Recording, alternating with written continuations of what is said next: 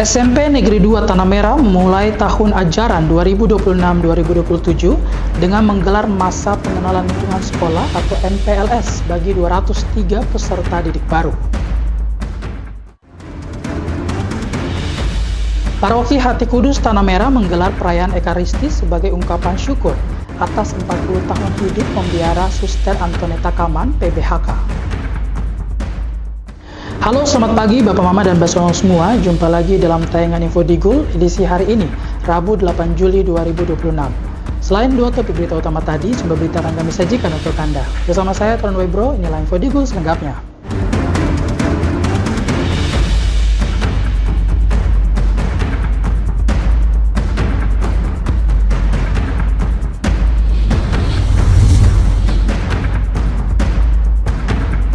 Bapak, Mama, dan Saudara dong semua, kita ke berita pertama. SMP Negeri 2 Tanah Merah memulai tahun ajaran 2026-2027 dengan menggelar masa pengenalan lingkungan sekolah atau MPLS bagi 203 peserta didik baru.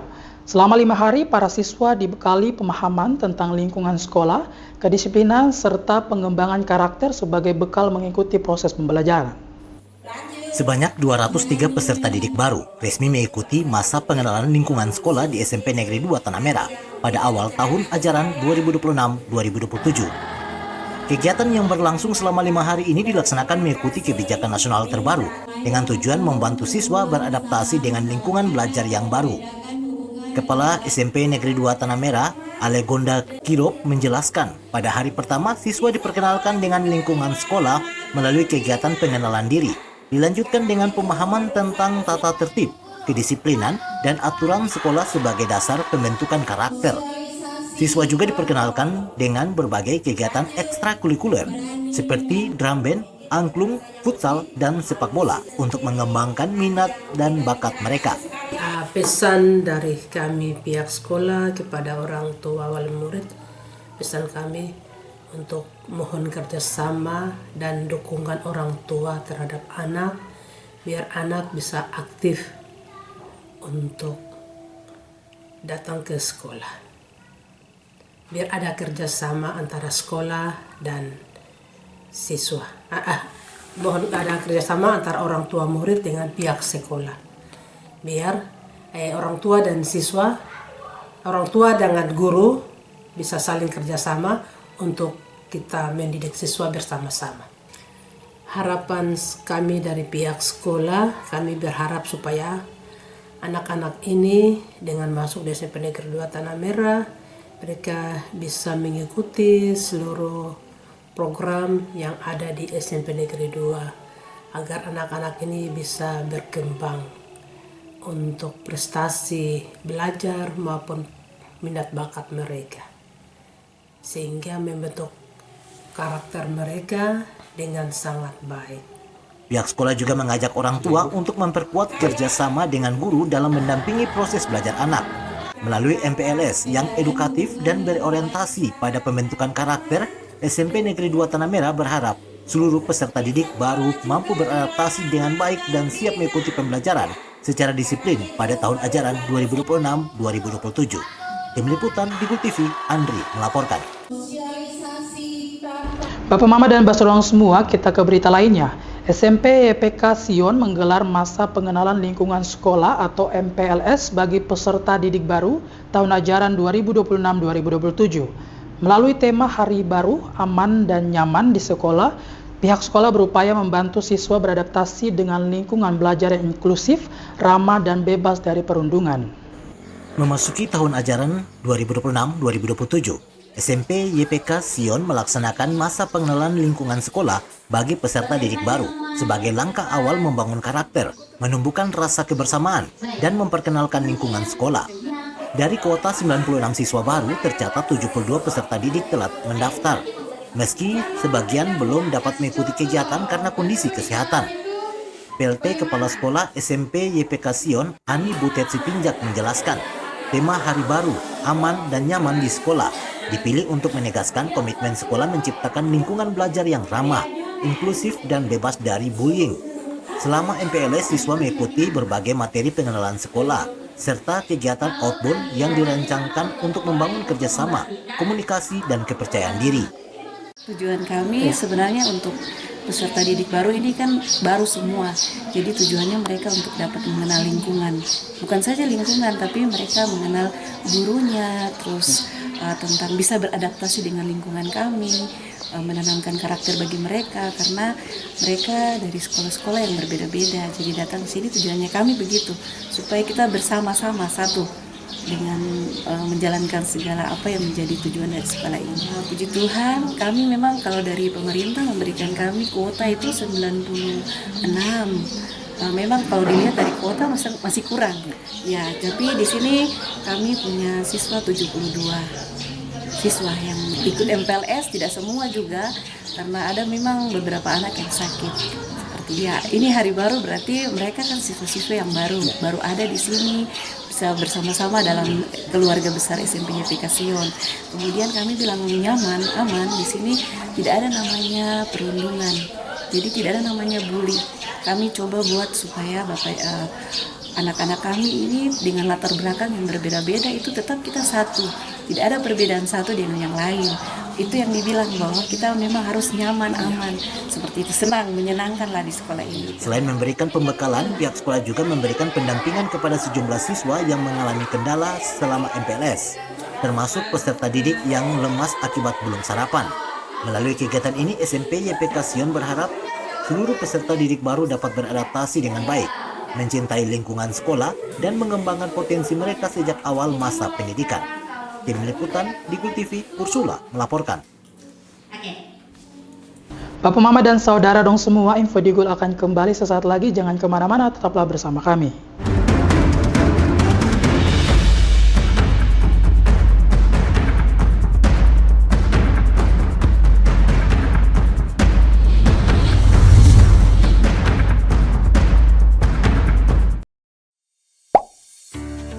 Lapor Layanan Aspirasi dan Pengaduan Online Rakyat. SP4N merupakan sistem pengelolaan pengaduan pelayanan publik nasional, adalah integrasi pengelolaan pengaduan pelayanan publik secara berjenjang pada setiap penyelenggara dalam kerangka sistem informasi pelayanan publik.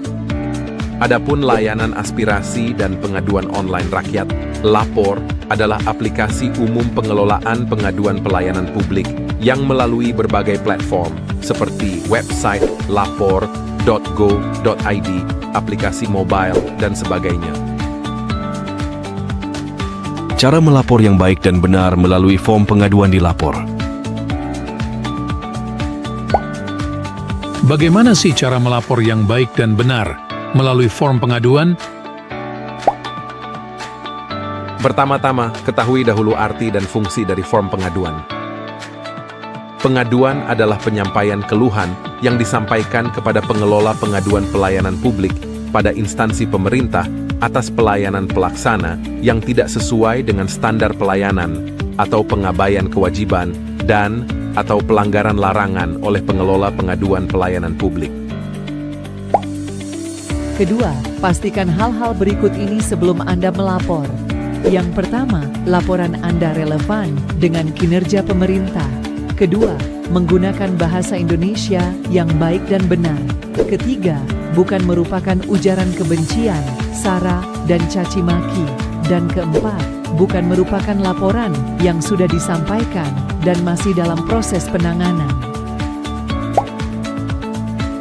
Terakhir, perhatikan kolom-kolom yang wajib dan opsional untuk diisi. Untuk kolom wajib yang pertama yaitu judul laporan, merupakan kesimpulan dari suatu permasalahan, inti dari suatu laporan yang disampaikan. Kedua, isi laporan, menceritakan kronologis kejadian yang ingin dikeluhkan.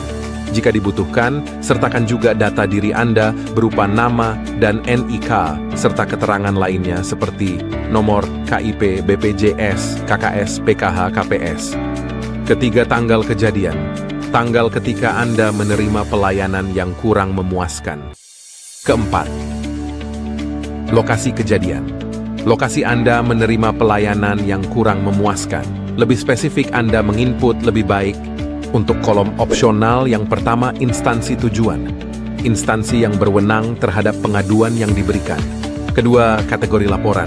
Kategori yang sesuai dengan laporan yang diadukan. Ketiga, anonim. Membuat nama Anda tidak muncul pada halaman publik SP4N Lapor. Keempat, rahasia. Membuat laporan Anda tidak muncul pada halaman publik SP4N Lapor. Misalnya pada isi laporan, Anda menyertakan nomor identitas. Maka jika pertimbangannya demi keamanan data Anda, sebaiknya dirahasiakan. Pastikan Anda mencentang anonim dan rahasia untuk laporan yang bersifat sensitif dan mengandung data diri. Kelima, lampiran. Data dukung laporan Anda berupa gambar, dokumen, dan video dengan maksimal upload 2 MB. Anda bisa melakukan upload lebih dari 1 dokumen. Untuk alur kerja SP4N Lapor. Tulis laporan dan keluhan Anda secara jelas dan lengkap. Kemudian, laporan Anda akan diverifikasi dan disampaikan ke instansi berwenang. Berikutnya, laporan Anda akan ditindaklanjuti dan dibalas. Setelah itu, Anda bisa memberikan tanggapan atas balasan. Terakhir, laporan Anda akan ditindaklanjuti hingga selesai. Untuk menyampaikan laporan, pertama Anda bisa mengunjungi halaman www.lapor.go.id. Setelah itu terlebih dahulu membuat akun dengan mengisi data diri secara lengkap dan benar. Setelah Anda memiliki akun, maka Anda bisa membuat laporan. Yang pertama adalah memilih jenis laporan. Hal ini bisa berupa aduan, aspirasi, maupun permintaan informasi. Kemudian tuliskan judul laporan Anda. Berikutnya tuliskan isi laporan Anda secara jelas, menggunakan bahasa Indonesia yang baik dan benar serta sopan. Pembagian waktu dan lokasi kejadian. Pilih instansi tujuan serta kategori laporan. Anda bisa menambahkan lampiran berupa foto maupun dokumen. Sebagai pendukung, terakhir setelah lapor, maka laporan Anda telah selesai.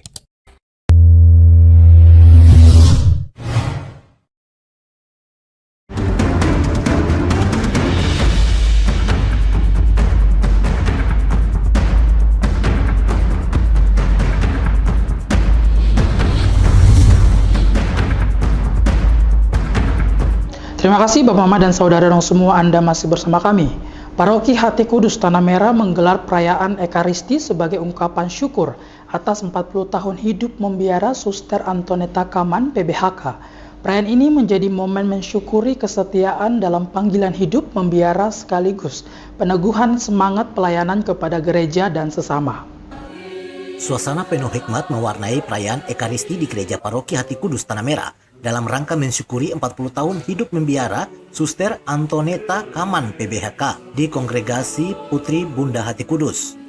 Perayaan ini juga dirangkaikan dengan ucapan syukur atas terselenggaranya retreat para suster PBHK yang berlangsung selama sepekan di Tanah Merah. Dalam homilinya, Pastor Abraham Idelfonsius Fatwolon menegaskan bahwa setiap orang dipanggil oleh Allah untuk menjadi alat karyanya. Menurutnya, perjalanan 40 tahun hidup membiara yang dijalani Suster Antoneta merupakan bukti kesetiaan terhadap panggilan Tuhan yang dimungkinkan oleh kasih karunia Allah.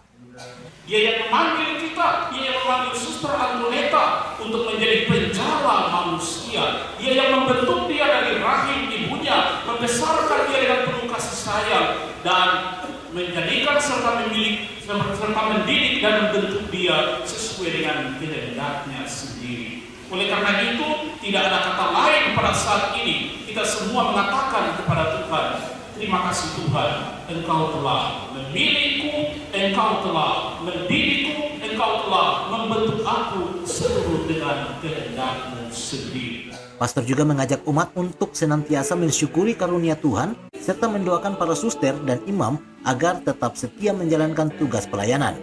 Sementara itu, Suster Antoneta Kamam menyampaikan rasa syukur dan terima kasih kepada Tuhan serta seluruh pihak yang telah mendampingi dan mendukung perjalanan panggilannya selama 4 dekade. Saya bersyukur karena kebaikan Tuhan yang memanggil saya selama hari ini. Mari ikutlah aku dan kamu akan menjadikan penjala manusia. Terima kasih kita semua setia dalam panggilan kita masing-masing tetap percaya bahwa kasih Tuhan senantiasa menemani kita di setiap perjalanan hidup kita. Tim Liputan Ligul TV, Ones melaporkan. Bapak Mama dan saudara semua, Paroki Hati Kudus Tanah Merah menggelar misa syukur untuk memperingati 40 tahun hidup membiara Suster Antoneta Kaman PBHK, sekaligus mensyukuri berakhirnya retret kongregasi Putri Bunda Hati Kudus Regio Papua. Perayaan ini menjadi momentum memperkuat semangat pelayanan dan panggilan hidup membiara. Misa syukur yang digelar di Paroki Hati Kudus Tanah Merah berlangsung hikmat dan dihadiri para suster PBHK, umat, serta tokoh gereja. Perayaan ini menandai dua momentum penting, yaitu 40 tahun hidup membiara Suster Antoneta Kamam PBHK dan berakhirnya retreat PBHK Regio Papua yang dilaksanakan selama 1 minggu. Pastor Paroki Hati Kudus Tanah Merah Yakob Taufsan MSC mengajak umat untuk bersyukur atas penyertaan Tuhan dalam perjalanan panggilan hidup membiara Suster Antoneta. Ia juga mengapresiasi moto pelayanan yang dipegang Suster Antoneta, yaitu mari ikutlah aku dan kamu akan kujadikan penjala manusia, yang dinilai menjadi inspirasi dalam melayani umat. Mudah-mudahan di hari-hari yang akan datang ada Antoneta kecil, ada Liva kecil, ada Suster Maria yang lain. Yang penting bukan Maria bukan lagunya, tapi orang yang terpanggil terjadi seperti Suster Antoneta. Pastor Jakob juga turut menyampaikan apresiasi kepada kongregasi PBHK Regio Papua atas terselenggaranya retreat di Tanah Merah, serta berharap semakin banyak putra-putri daerah terpanggil menjalani hidup membiara dalam melayani Tuhan. Sementara itu, pimpinan PBHK Regio Papua, Suster M. Batlayeri PBHK menyampaikan terima kasih kepada Paroki Hati Kudus Tanah Merah atas dukungan selama pelaksanaan retreat. Ia menegaskan para suster dipanggil untuk terus membaharui semangat pelayanan, memperkuat persaudaraan, dan menjadi saksi kasih Kristus di tengah masyarakat. Kita dipanggil untuk membaharui diri dalam komunitas, pelayanan dan ruang perbuatan lainnya untuk mendengarkan satu sama lain dan berpartisipasi dalam perkembangan gereja juga di tempat ini. Hidup seorang religius Putri Bunda Hati Kudus adalah panggilan untuk menjadi tanda kenabian dan alat yang efektif untuk membaharui hati dalam persaudaraan dan keutusan dengan semboyan Amen. Tim Liputan Ligul TV, Ones melaporkan. Bapak Mama dan saudara semua, info Digul akan kembali sesaat lagi. Jangan kemana-mana, tetaplah bersama kami.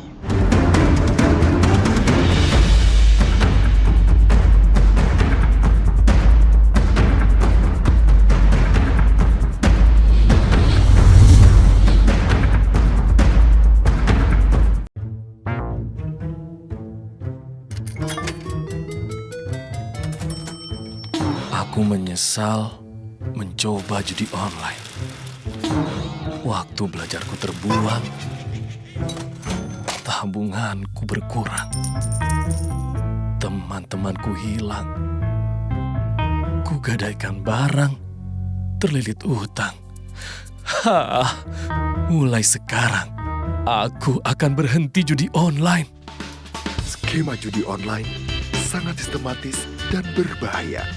Menang sekali, namun rugi berkali-kali. Jauhi berbagai situs dan aplikasi judi online. Mari bentengi diri dan saling jaga. Hentikan dan laporkan judi online ke aduankonten.id, cekrekening.id, dan aduannomor.id.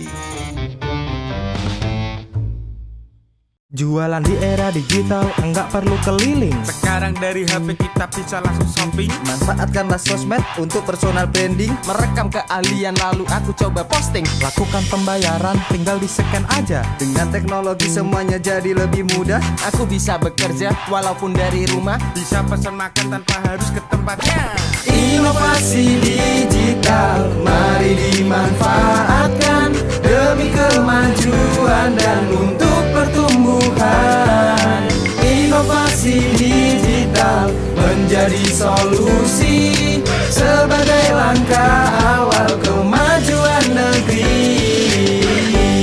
Inovasi digital membuat kita merdeka. Ada yang merdeka belajar, merdeka berjualan, merdeka mengejar mimpi, merdeka pembayaran, pokoknya merdeka di berbagai sektor. Era digital sangat bermanfaat dan jadi peluang baru. Makanya, kami terus meningkatkan skill-skill digital lewat DTS. Namun di tengah perkembangannya, penipuan merajalela. Hati-hati dan tetap bijaklah, berdigital tetap beretika.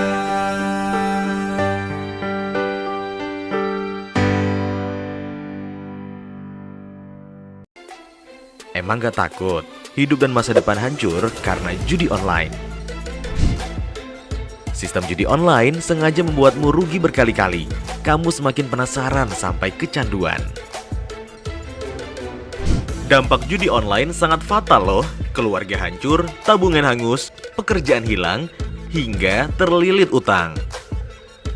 Judi online perlu dicegah dengan bangun kebiasaan positif. Hindari iklan judi online, jangan kunjungi situs judi online. Isi waktu dengan olahraga, jangan tergoda rayuan yang menjanjikan keuntungan cepat. Bagaimana cara lepas dari judi online? Minta pertolongan orang terdekat. Hentikan mengakses judi online, minta bantuan profesional atau psikolog jika dibutuhkan. Ayo saling jaga dan laporkan judi online ke laman aduankonten.id, email aduankonten@kominfo.go.id, dan WhatsApp 0811 922 4545.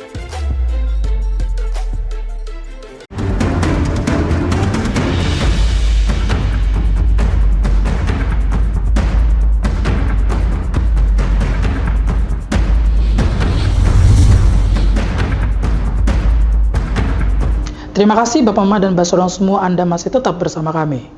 Par GKI Klasis Bovendigul mengajak anak-anak untuk menumbuhkan kepedulian terhadap lingkungan dengan menjaga kebersihan dan melestarikan alam.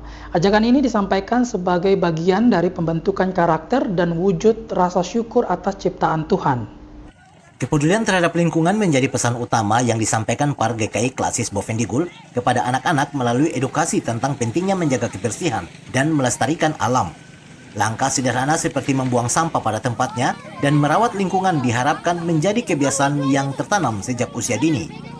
Kepala Seksi Par GKI Klasis Bovendigul, Marianti, menegaskan bahwa menjaga lingkungan merupakan bagian dari pengalaman iman dan ungkapan syukur atas anugerah Tuhan. Menurutnya, kebiasaan menjaga kebersihan sejak dini akan memberi dampak positif bagi kehidupan generasi mendatang dengan terciptanya lingkungan yang bersih, asri, dan sehat. Untuk anak-anak terkasih, teruslah mencintai alam sebagai bentuk menjaga lingkungan, sebagai bentuk iman kita, mensyukuri bahwa alam ini Tuhan berikan bagi kita. Sebagaimana kita hidup, kita harus menjaganya dengan penuh cinta kasih. Ya, tidak membuang sampah sembarang, tetapi buanglah sampah pada tempatnya demi kelangsungan generasi penerus kita di masa depan, agar mereka tetap hidup dalam suasana yang penuh alam yang asri, indah, dan juga di mana akan terdapat kedamaian. Marianti juga mengajak seluruh masyarakat Kabupaten Bovendigul untuk bersama-sama menjaga kebersihan lingkungan dengan tidak membuang sampah sembarangan dan memanfaatkan tempat sampah yang telah disediakan. Melalui kepedulian bersama, diharapkan kelestarian alam di Bovendigul tetap terjaga dan dapat memberikan manfaat bagi masyarakat serta generasi yang akan datang. Tim Liputan Digul TV, Dedi melaporkan. Bapak Mama dan Mbak Sorong semua, dengan berakhir informasi tadi, sekaligus mengakhiri perjumpaan kita dalam Info Digul pagi ini. Terima kasih atas kebersamaan Bapak Sorong semua dan terimalah salam persaudaraan kita. Nubagen, Nubagenep, Nubagenep, Nubagen. Saya ada karena kamu ada karena saya ada. Saya Tuan Webro mewakili seluruh kerabat redaksi yang bertugas, mohon pamit undur diri. Selamat pagi dan sampai jumpa.